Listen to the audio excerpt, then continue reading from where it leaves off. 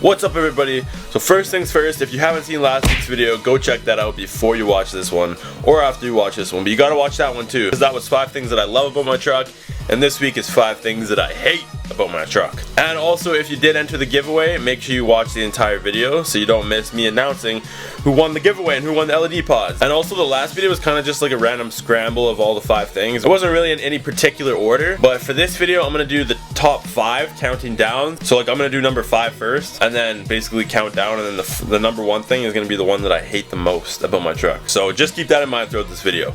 Alrighty guys, number 5. So this one's pretty self-explanatory. Some of you probably know about this, some of you probably don't. Basically, the fastest speed that I'm able to go in my truck is 160 kilometers per hour. And the reason for that is because it's governed and it's designed to actually only go that fast and stop climbing after it gets to 160. Not that I really need to be going faster than 160 ever, but you know, I hate having limits. I hate having a roof of what I can do. So that kind of bothers me sometimes, but honestly it's not really a big deal. But it would be kind of cool if I could go like 200 and I could just send it one day down the fucking mountain. Depending on the year, I know a lot of other Dodge Rams are like this and have the govern as well, and same with other vehicles, but I know more commonly they usually go higher than 160 before they cut out. And also something that's kind of a little bit weird if you think about it, my speedometer reads up to 200 but only goes to 160. So why would they make a speedometer that even reads up to 200 if it isn't designed to actually go that fast? I don't know, it's kind of weird to me. I'm sure it could go that fast if I got rid of that shit.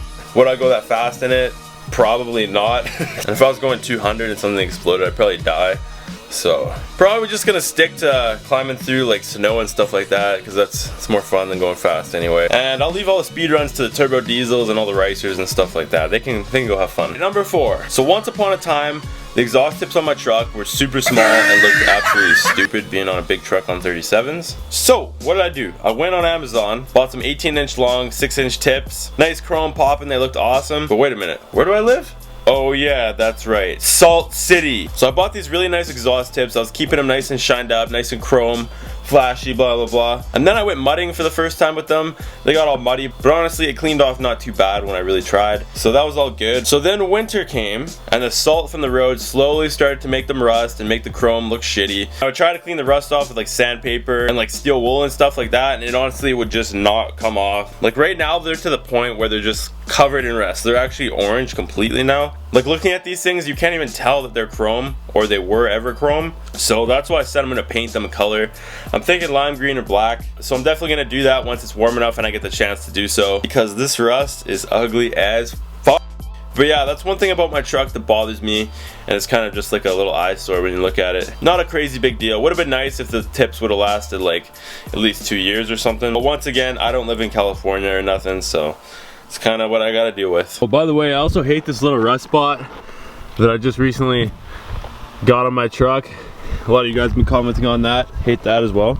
Go away. Number 3. For this one, I got a really damn good reason of why I hate this part of my truck. So for some strange reason, when Dodge was designing this year, they were like, okay, all these professional mechanical designers and stuff, they all sat down at this big table and they were all like, air intake.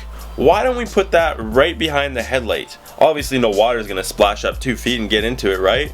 Wrong! Okay, in their defense, I did drive through a pond, but I have heard of other people having this happen to them by just driving down the road. So basically I just did a full send right through the pond. So the water went up into the intake, got sucked into the engine, and snapped connecting rods, messed up pistons, everything. Like that engine was completely toast. And I truly believe that if that air intake spot wasn't in such a low shitty spot, that there's a good chance that wouldn't have happened. And now every time I drive through water, I'm super conscious of that, because I always feel like it's gonna happen again, or it could happen again. Even hitting like big puddles on the street and stuff in the springtime, I'm always thinking about that, which is another reason why I want to do a cold air intake, so the intake spot's like way up higher in the middle of the engine bay rather than down low in that shitty spot. Number 2. It costs an outrageous amount of money to drive my truck around. It's a gasser. I put 37s on a gasser. I have upgraded gears. I have a lift kit on it. So really all of that together is just a recipe to have absolutely trash gas mileage. And tons of people always ask me what I get for gas mileage, because they already know it's gonna be pretty damn shitty and they just want to know how shitty it really is. But we're gonna go check right now just so I can show you guys what I'm getting at the moment. So I was getting 7.8 a few days ago,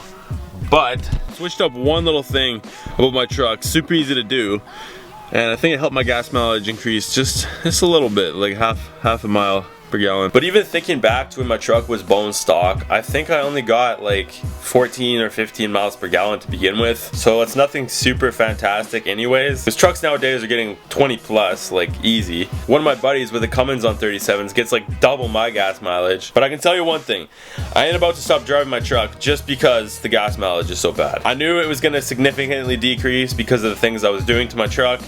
It's not that much of a surprise to me. And obviously it's way worse in the winter too because of all the friction from the cold. And that actually decreases your gas mileage significantly. Usually in the summertime I would get about 2 miles per gallon higher than I do in the wintertime, which may not seem like a lot right now, but when you're driving the vehicle every day, it does add up for sure. But you know, if anybody has any ideas out there on how I can significantly increase my gas mileage on my lifted truck and it'll be awesome, you should let me know.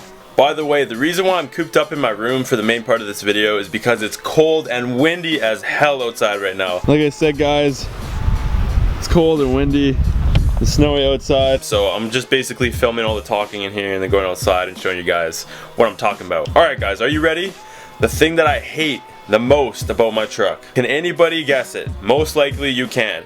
It's my shitty fucking Dodge Ram axles. Most of you probably already know that I've had very bad luck in the past with these axles because I've actually snapped 2 of these things, like a clean break right in half. 2 of them. Like what the hell? Same side and everything. And a lot of people comment and say, oh, you got 37s on a gasser, obviously your axles are gonna break. Well actually, for your information buddy, the first time my axle snapped, I had 33-inch tires. But honestly, both of the times that my axle snapped was pretty damn uncalled for. And the second time when it happened, I knew exactly what had happened when I heard the noise. It's just so terrible. It's a huge pit in your stomach and you know you're just fucked. Although I did finally upgrade my axles after the last time it snapped to chromoly axles, which are supposedly like 30-something% stronger than regular axles. So let's keep our fingers crossed that I never have to go through snapping a 3rd axle. So I'm kind of thinking that the axle thing might actually be like kind of a Ram problem, just like Ford motors suck compared to Dodge and Dodge transmissions suck compared to like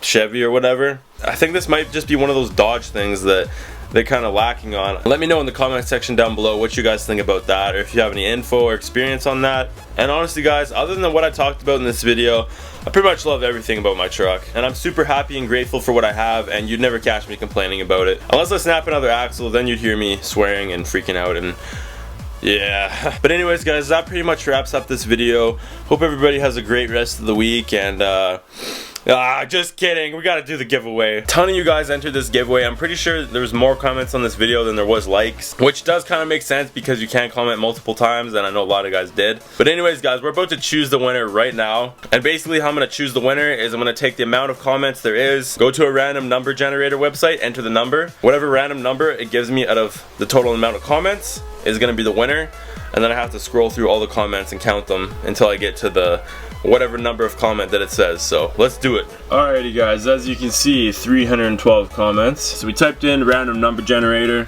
and we gotta enter the total number of comments, 312, and what do we get? 170. This comment 170 just won the pods, but now we gotta go find it. By the way, there is some repeating comments from the same people, and I never said you weren't allowed to comment like 10 times, so for future reference, go ahead and do that if you guys want. It'll increase your chance of winning. 66, 67, 68, 69, 70. There it is right there, you guys. That's our comment number 170 right there. Matthew Wise, buddy, you just won these pods. Let's check this guy's channel out. He did subscribe to Nothing But Custom, like he had to do to enter the giveaway. That is step number 1. Congratulations, buddy, on winning the pods. Make sure you contact me on Instagram as soon as you see this so you can claim your prize and we can make sure everything's good to go and get those sent off to you. And for everybody else who didn't win, we are doing a giveaway at 25,000 subscribers. We are just nearing 22,000 right now. Tell your friends about this channel, share it, get it out there, and as soon as we get to 25,000, I'm gonna do another giveaway. Don't exactly know what we're giving away yet for 25K, but there's gonna be more than one thing. There's probably gonna be 2 things. So don't feel too sad, there's always other chances in the future. to win a giveaway. So I hope you guys all enjoyed this video. Chances are Sunday's video will be another snowmobiling video, so you guys make sure you do not miss that. I had tons of people telling me that they wanted to see another snowmobile video after we made the first one not too long ago, and we just got some snow here like I was saying earlier in the video. So tomorrow should be a really good day of sledding, and hopefully we get a lot of good clips, and hopefully we can put out another solid sledding video for you guys. So hopefully I'll see you guys all on Sunday, and if I don't, you probably suck. So you should work on that and be there on Sunday. See you guys later.